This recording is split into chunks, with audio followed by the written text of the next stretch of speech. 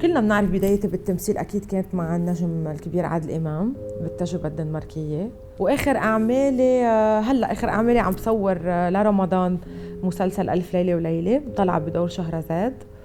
وعم بشارك كمان بمسلسل اسمتي ونصيبك مع الفنان هاني سلامة، طلع فيه ب3 حلقات.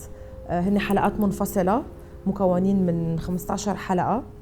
أنا طالعة ب3 حلقات لأنه كل حلقة مودها وشخصيتها منفصلة، ولقيتهم مش حيختلفوا مع بعض هو والألف ليلة وليلة، لأنه ده حاجة أساطير وحاجة المود بتاعها قديم، وده مودرن وفي شوية لايت رومانس. يعني أنا دايما سياستي ما بحبش في رمضان بالذات أكتر عن عمل، بس هنا عشان إيه ما يشبهوش بعض فقلت اتس لو ريسك يعني في المقارنة يعني.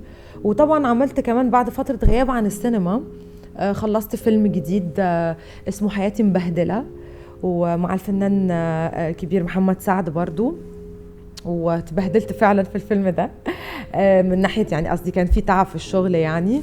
ودور جديد برضو بالنسبة لي، والكوميدي بحب أنا الحاجات اللي برضو كوميدي، بلاقي نفسي شوية كمان في الكوميدي والحاجات اللي فيها سنس اوف هيومر كده وشقاوة والجو ده. فعاملة برضو دور جديد يا رب كمان الناس تحبه. وكمان نقول عبر الصفحة بتاعتي انه الفيلم حينزل ان شاء الله في العيد الصغير بإذن الله، لأنه في شغل جرافيكس كتير فده بياخد وقت، عشان كده ما لحقش ينزل الفترة اللي فاتت، فكل ده بياخد وقت. عشان كده المنتج محمد أحمد السبكي شاف انه أحسن فترة ينزل فيها هو ان شاء الله عيد الصغير. حفضل أحلى لو يحصل ايه ضل عايشة انا افضل احلم عمري ما استسلم للأسف. لو يحصل ايه تضرب تلف انا عمري ما بزعل وافرح وبعوض.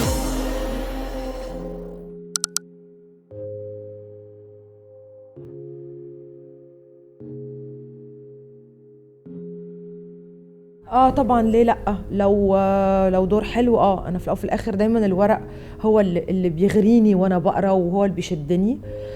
والممثل مش لازم يبقى عنده حاجز في اي حاجه، لا في اللهجه ولا في الشعر ولا في الشكل يعني. لو ساعات ممكن ملامحي تبقى مديه اجنبيه شويه او whatever مش عربيه، انما ده كله يعني الشكل مقدور انك تلعبي بيه وما بقفش عليه. اهم حاجه بالنسبه لي افكر ان انا ازاي هتمكن، زي ما قلنا لو في لهجه مختلفه اتمكن منها، الاداء والشخصيه، وبعد كده الشكل بنلعب بيه يعني. فلو حاجه كويسه ليه لا.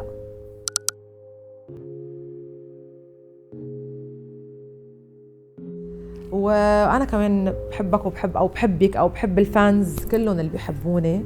ليه ما بنزل صورة؟ لانه شيء برايفت. ما بتخيل يعني اذا بنزل بتقدم وبتاخر لإلي انا او لبيا، بحس للناس يمكن بترضي لهم فضولهم، بس انه بالنهايه انا شو رح يفيدني يعني؟ هذا الشيء له نتيجه عند الناس، مش له نتيجه لإلي او لبيا. فطالما هذا الشيء لأننا نحن ما بيقدم وبيأخر، بلاقي انه ما له لازمه، لانه هذا شيء برايفت، مش لانه عصر الاونلاين صار متاح فيه ومباح كل شيء فلازم نعمله. نحن كنا صغار يمكن ما نزلوا صورنا، او يعني لهلا اذا بنشوف صور مشاهير قديمين يمكن ما بنعرف صور اولادهم، لان ما كان في عصر الاونلاين. فمش معناتها اذا هذا الشيء صار اليوم سهل فنحن لازم كمان نجاري فيه. لازم يكون في بعض الحواجز، يعني لازم نضلنا نحافظ على هالاشياء شوي اللي لها معنى، الخصوصيه، البرايفسي. يعني وقال صار كل شيء مثل ما يقولوا الغسيل منشور.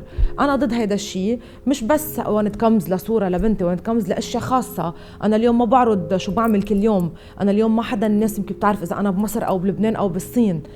فالموضوع مش واقف بس على صوره بنتي، الموضوع واقف على انت تركيبتك كانسانه، انت ديسكريت او لا. انا ديسكريت، اي ادمت وبقول انا ديسكريت. في ناس مش هيك، في ناس من ساعه ما بتوعى بكره بتبلش تشارك الفانز تبعها من اول ما بتشرب القهوه قبل ما تفوت على الحمام وين رايحه وشو عم تعمل. هيدا كاركتير، وفي ناس مش هالقد.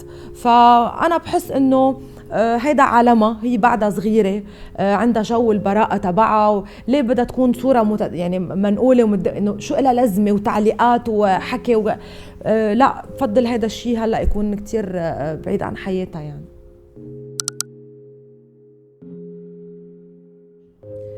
أكيد يعني هذا السؤال أكيد بحب أم الدنيا يعني، بس أنا من الناس اللي ما بيحكوا يمكن كتير، بس الحب أصلاً بالقلب مش لازم ينحكى.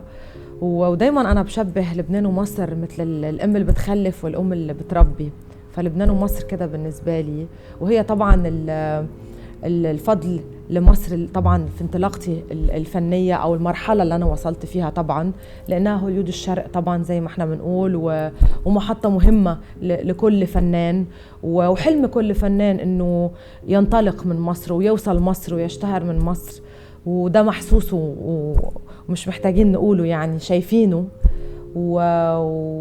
والله يرحم لما ناس كتير انتقدتني اول ما جيت مصر، وان انا كنت بتكلم مصري وان انا مش عارفه ايه. فلما بقعد اشوف دلوقتي ان ده بيبقى بالنسبه لهم برضو عايزين يوصلوا للانجاز ده، بقعد جوه سري كده ببص كده وبقول امال كنتوا بتتكلموا وبتنتقدوا ليه، وانتوا ده اصلا بالنسبه لكم ده الحلم، وانتوا بتطلعوا بتتكلموا ساعات يعني. فيا ريت نعمل حساب بس ان في يوم هنيجي ونتقابل يعني. بس اكيد ام الدنيا دي حبيبه قلبي يعني.